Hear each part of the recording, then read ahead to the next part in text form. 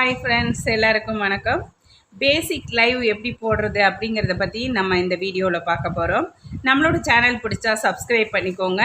நிறைய வீடியோஸ் நம்மளோட ஃபாலோ பண்ணி பாருங்கள். உங்களுக்கு தேவையான நிறைய கண்டென்ட் வீடியோ நிறைய போட்டுட்ருக்கேன். இந்த லைவ் சம்மந்தப்பட்டதும் உங்களுக்கு யூடியூப்க்கு எது தெரியாத எல்லா விஷயத்தையும் உங்களுக்கு ஷேர் பண்ணிகிட்ருக்கேன். ஓகே ஃப்ரெண்ட்ஸ், இப்போ நம்ம லைவ் ஸ்ட்ரீம் பேசிக்காக எப்படி போடுறது அப்படின்னு பார்க்கலாம். இதுக்கு பார்த்திங்கன்னா பேசிக் ஒரு 100 சப்ஸ்கிரைபர்ஸ் நம்ம எடுத்தால் தான் உங்களுக்கு லைவே போட முடியும். நீங்கள் அந்த 100 சப்ஸ்கிரைபர்ஸை ஃபாலோ பண்ணதுக்கப்புறம் அந்த ப்ளஸ் சிம்பிள் ஒன்று இருக்கும். அந்த ப்ளஸ் சிம்பிளை டச் பண்ணுங்கள். ப்ளஸ் சிம்பிளை டச் பண்ணதுக்கப்புறம் பார்த்திங்கன்னா மேலே ஒரு சின்ன கட்டா மாதிரி இருக்கும். அதில் ஒரு பென்சில் சிம்பிள் இருக்கும். அந்த பென்சில் சிம்பிளை டிக்கு பண்ணிங்க அப்படின்னா உங்களோட ஃபோட்டோஸ் எது வேணாலும் நீங்கள் வச்சுக்கலாம்.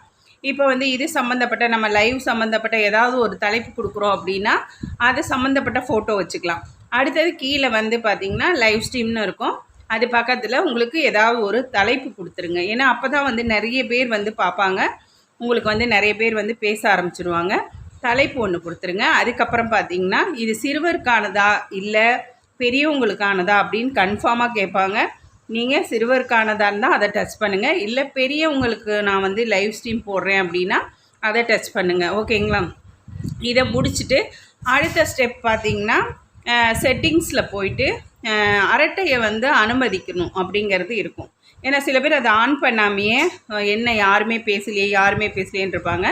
அந்த அரட்டையை நம்ம அனுமதிக்கணும். அதுக்குள்ளதை பாக்ஸை நீங்கள் கிளிக் பண்ணணும்.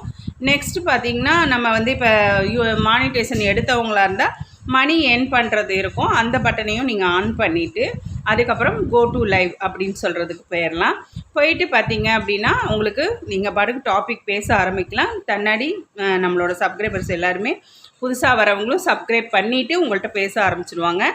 இது பார்த்திங்கன்னா ரொம்ப சிம்பிளாக பேசிக்காக லைவ் எப்படி போடுறது அப்படிங்கிறது தான். நம்மளோட வீடியோஸில் நிறைய போட்டிருக்கேன், பாருங்கள்.